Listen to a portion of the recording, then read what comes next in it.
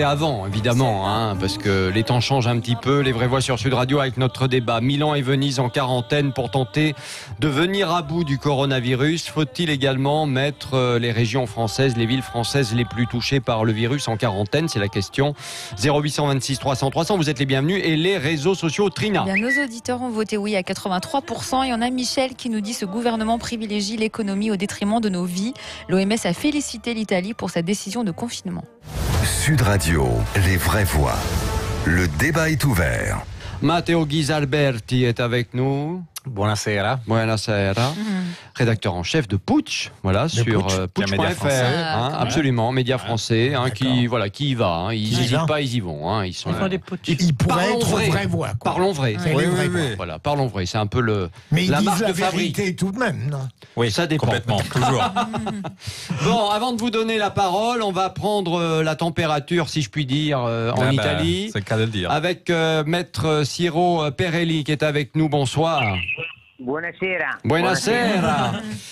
Dites-moi, vous êtes à Milan, vous, c'est ça, hein? Là, dans ces moments, je suis à Milano, real time. D'accord. Alors dites-moi, qu'est-ce qui a changé d'abord? Parce qu'on aimerait comprendre. Milan est en quarantaine, Venise est en quarantaine. Vous qui êtes à Milano, qu'est-ce qui a changé depuis cette décision de mise en quarantaine quotidiennement dans la vie quotidienne? Eh bien, écoutez, tout d'abord, bonsoir. Et aujourd'hui, la ville de Milano, elle est complètement déserte. Nous, on est au cabinet, là, je suis à mon cabinet à Milano, nous, on est en train de travailler parce que justement, les activités légales, il faut qu'ils continuent. Oui. Mais on vit, alors, je vous donne vraiment, comment dire, un petit flash sur ce que nous, on vit en temps réel. Là, mon cabinet, il est à Piazza Duomo, c'est-à-dire mon cabinet, mon bureau, il est vraiment en face au Duomo. Et si vous voyez la place du Duomo complètement vide, il semble de vivre un peu, comment dire, il the day after, c'est-à-dire le jour après l'Apocalypse. Ah oui, carrément. Alors, effectivement, je me rends compte que les gens, ils ont, comment dire, peur. Je me rends compte qu'effectivement, il y a quand même une seuil d'attention très très important parce que la santé, c'est un principe qu'il faut sauvegarder. Mais nous vivons un moment vraiment très difficile. Mais donc ça veut dire il n'y a personne dans les rues, ça veut dire que les magasins sont également... les magasins sont fermés, les restaurants, que sais-je. Alors, d'un point de vue... Alors, je vous donne vraiment, comment dire, un flash aussi d'un point de vue légal. Vous savez qu'il y a eu quand même un décret du président du Conseil des ministres, Conte, qui a prévu déjà, par exemple, vous m'évoquez les bars et les restaurants. Les bars et les restaurants, ils doivent fermer à 18 h.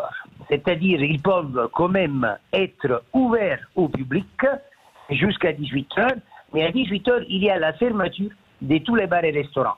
La vérité est que il y a quand même, comment dire, il n'y a pas grande rationalité dans ces types d'ordonnances. Pourquoi? Non, parce que honnêtement, le coronavirus, il se balade aussi bien en journée que le soir après 18 h. Le coronavirus ne sort pas à 18h01. Ben voilà. Donc, ça veut dire que les bars et les restaurants, justement, ils ont compris que ces types d'ordonnances créent quand même des dommages et donc ils ont décidé de rester fermés pendant la journée. Si vous voyez les bars et les restaurants qui sont dans les alentours du Duomo, di Piazza Duomo... Oui, le centre de Milan, oui.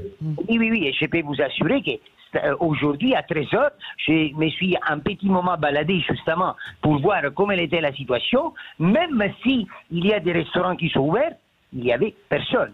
Parce que justement, à partir du moment le concitoyen lit l'ordonnance du Premier ministre en disant que le bar et le restaurant, à partir de 18 h, il doit rester fermé, le concitoyen n'est pas stupide et il fait la même, comment dire, le même raisonnement que nous faisons. C'est-à-dire, le virus ne sort pas à 18h01. Alors dites-moi, attendez, parce qu'il faut qu'on avance un petit peu. Sur l'aspect justice, justement, puisque ça vous concerne directement. La justice ne fonctionne plus. On a vu des prisons en feu avec des prisonniers sur les toits. Enfin, qu'est-ce qui se passe? Oui, alors je vais vous donner là aussi une situation real time. Alors, en ce qui concerne la justice, et ça nous touche directement parce que moi je suis avocat au barreau de Paris, mais aussi au barreau de Milan. Et ben, en ce qui concerne le barreau de Milan, je peux vous assurer que la justice, elle est complètement fermée. C'est-à-dire, là aussi, on a eu une ordonnance.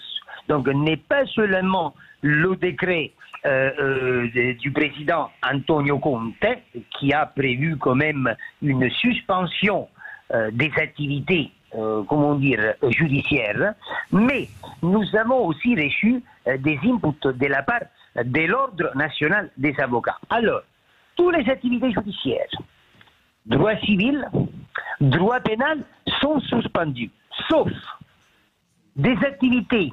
Donc, on assure le minimum légal concernant le tribunal pour les mineurs, les procédures de détention provisoire, les procédures d'expulsion. Tout le reste, il est tout fermé jusqu'à... Il y a 2 dates. Il y a une première date de suspension jusqu'au 22 mars. Et il y a une deuxième date, c'est-à-dire au 22 mars, il y aura quand même un nouveau conseil qui va se réunir. En ce qui concerne, moi je parle bien sûr des activités légales, mais on parle déjà d'une prorogation jusqu'au 3 avril. Ah oui. Bon, on n'est pas sorti de l'auberge alors. Hein. On n'est pas sorti de l'auberge. Bon. Le 3 avril, c'est la date prévue pour normalement la réouverture des lycées, des écoles, des universités. Mais ça, c'est pas sûr. C'est pas sûr du tout. Non, mais justement, ils vont quand même prolonger par rapport à la date qui, a priori, mais moi aussi, je pense qu'il n'y aura pas la réouverture des écoles et des lycées le 4 avril. Mais en tout cas, la justice, elle va se conformer, à l'ordonnance du Premier ministre, aussi par rapport à la suspension des activités légales. Merci. Et puis, vous m'avez parlé des prisons. Oui. Alors là, je vais vous dire quelque chose de vraiment très étonnant. Alors, il y a 5 prisons.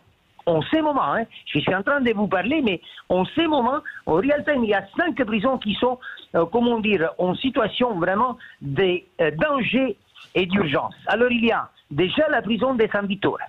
La prison de San Vittore à Milan, aujourd'hui, il y avait les incarcérés sur les toits qui protestaient. Et puis, il y a la prison de Modena. Modena, c'est à côté de Bologne, où il y a eu un décès. Et puis, il y a eu la prison de Foggia.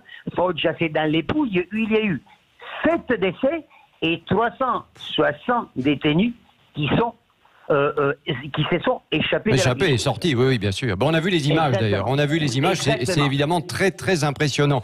Merci beaucoup, Ciro Perelli, d'avoir été avec nous. D'ailleurs, je signale une chose que je viens de voir à l'instant. Visiblement, un premier cas de coronavirus à la prison des Baumettes à Marseille. Donc évidemment, c'est pas encore 100% confirmé, mais le service de communication a expliqué que c'est un patient qui a été placé à l'isolement par précaution après avoir reçu la visite de ses parents italiens, et le détenu a affirmé que son frère était atteint du coronavirus. Donc ça va quand même être très compliqué. Oui, Jean Dorido. Oui, l'Agence régionale de santé d'Île-de-France annonce qu'une classe dans le 15e arrondissement de Paris est... ça continue forcément, bien évidemment. On va débattre dans un instant. Mouchez-vous dans votre coude, éternuez dans votre coude, tout ça.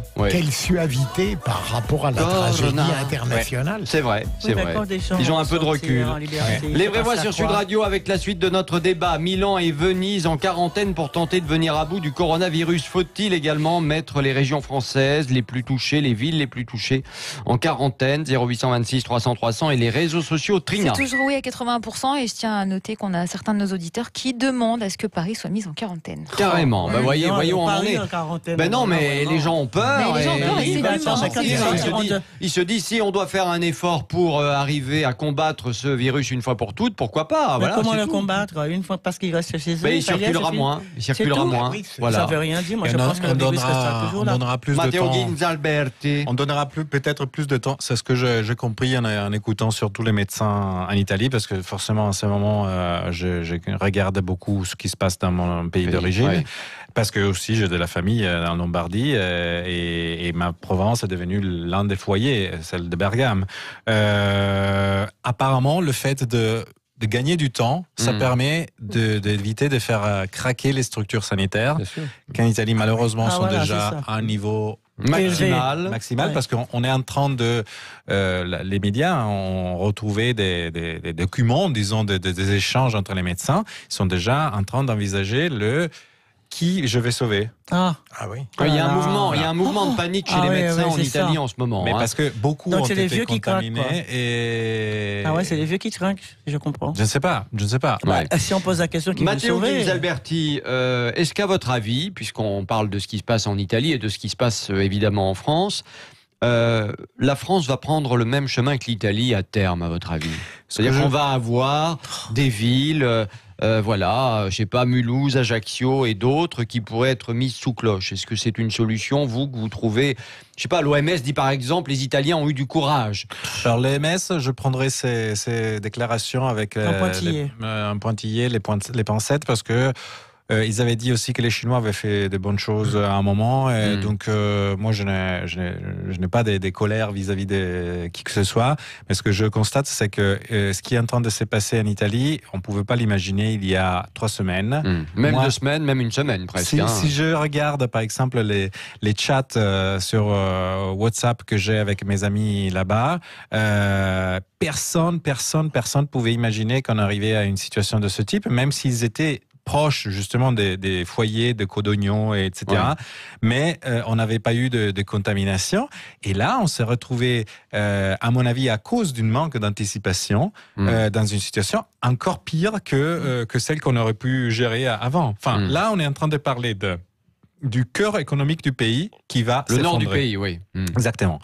L'Italie étant très interconnectée avec d'autres pays, notamment la France, parce qu'il y a plein de banques françaises qui sont de propriété, enfin qui contrôlent des banques italiennes, la mode, le luxe, l'alimentation, etc. Enfin, il y a plein de marques qui sont interconnectées avec l'Italie. Si ça tombe, la France et d'autres pays vont malheureusement payer beaucoup Mais ça peut être efficace, le fait qu'on mette des villes sous cloche, à votre avis? Au moins sur le virus, pas économiquement. Je pense que économiquement, il y a une catastrophe qui s'annonce, faut le dire. Mais non seulement économiquement, parce qu'il y a aussi une crise. Vous avez vu la justice qui est à l'arrêt.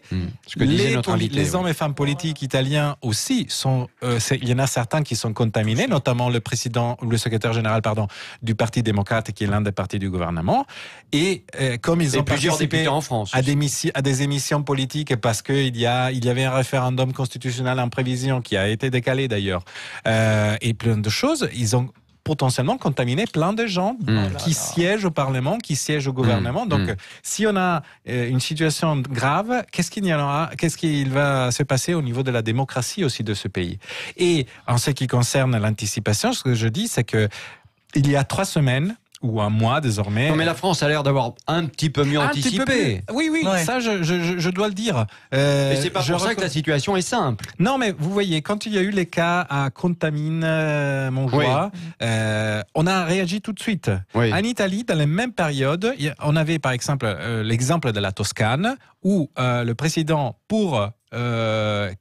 craignant de stigmatiser des personnes d'origine chinoise, il a dit que 2000 personnes qui rentraient du Nouvel An chinois, de Chine, parce qu'en Toscane, il y a une grande communauté chinoise, n'avait pas besoin de faire des quarantaines. Et d'ailleurs, son adjoint à la santé a dit « Non mais la quarantaine, c'est quelque chose de fantaisiste. » Désolé. Les Chinois qui rentraient, ils se sont auto-isolés et en effet, il n'y a pas eu de contamination là-bas, ou très peu. Donc, il y avait là quelque chose qui était éminemment politique et de guéguerre entre les partis parce qu'on a dit que c'était xénophobe de faire un truc ou l'autre.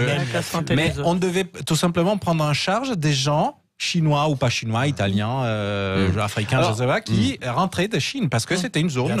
Cela étant dit, le gouvernement italien débloque plus de 7 milliards d'euros pour lutter contre la maladie. Oui, mais... recrute 20 000 personnels de santé, et on se dit waouh, l'État italien quand même ne regarde pas à la dépense pour éradiquer la maladie. Est-ce que la France doit faire la même chose d'ailleurs? Je pense qu'il faut se préparer.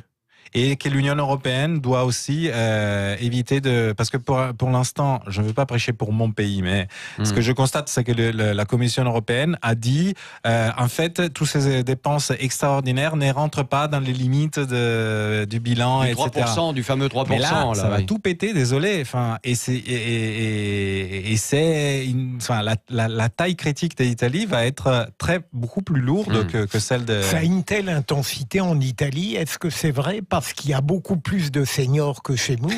Et puis d'autre part, les tests, on a entendu qu'il a dit qu'ils ont été faits. Les médecins il y a beaucoup disent, plus de tests en Italie qu'en France. Ils ont été faits en fait très à tapis, comme on dit en italien, vraiment sur large échelle. Et effectivement, statistiquement, on en a retrouvé plus. Non, mais c'est aussi parce qu'on a fait plus de tests qu'on a peut-être plus de malades, de morts et ainsi de suite. Oui, mais en même temps, on les a fait après le déclenchement de la situation, parce que le problème de l'hôpital de Codogno, qui a été un peu le même, par exemple, de mémoire à Compiègne ou dans d'autres hôpitaux de la région parisienne, de l'Oise, c'était que, en Italie, le gouvernement avait dit non, mais c'est pas si grave parce que on ne doit pas faire les quarantaines, etc. Donc un hôpital qui a des moyens limités comme en France, il a fait des choix, ne pensant pas que c'était si. Forcément, il y a des protocoles pour mettre en isolement des personnes, mais si c'était une grosse grippe, voilà. Dites-moi, là on a vu par exemple que des écoles sont fermées dans l'Oise, du côté de Mulhouse, que des crèches sont fermées également pour essayer justement d'endiguer le virus, etc. Mais est-ce qu'il ne faut pas faire comme en Italie, tout simplement fermer certaines entreprises qui sont peut-être importantes pour le poumon économique, ce qui est assez bizarre dans cette décision, moi je trouve personnellement, c'est qu'on s'aperçoit quand même que ce ne sont pas les enfants qui sont les vecteurs de la maladie. Les enfants sont moins touchés, beaucoup moins touchés. Ils sont des transporteurs apparemment de la maladie. Mais non, pas la maladie des enfants. On n'a pas entendu des Ils sont un peu touchés. Par exemple, à Paris, il y a une fillette apparemment qui a été testée positive légèrement.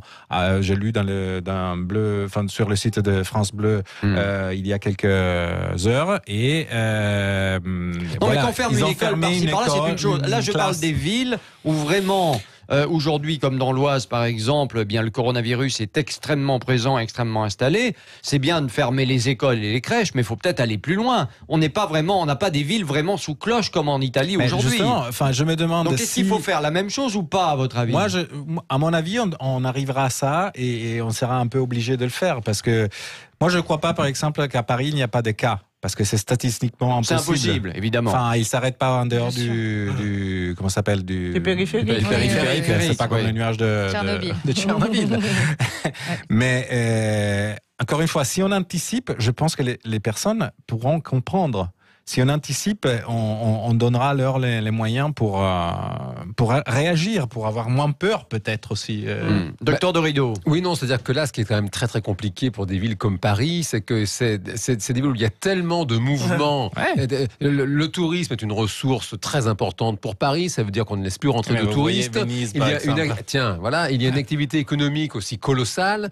Donc c'est vrai que c'est toujours, de toute façon, dès qu'on parle de santé publique et de santé en général, c'est la question bénéfice-risque. C'est comment évaluer le bénéfice que l'on va gagner en termes de santé publique de mettre à l'isolement des villes entières et par rapport au risque que l'on court si on laisse encore les gens circuler, à condition que chacun soit vigilant, de bien se laver les mains, de respecter 1 mètre de distance, de ne plus s'embrasser. Et donc vous en pensez quoi, vous, de ça? Il faut le faire ou pas? C'est hyper important. De confiner des villes entières. Hélas, il n'y a que l'avenir qui peut nous le dire. C'est d'ailleurs toute la problématique de cette crise sanitaire. Les Chinois l'ont fait. On a vu quand même que le virus a diminué.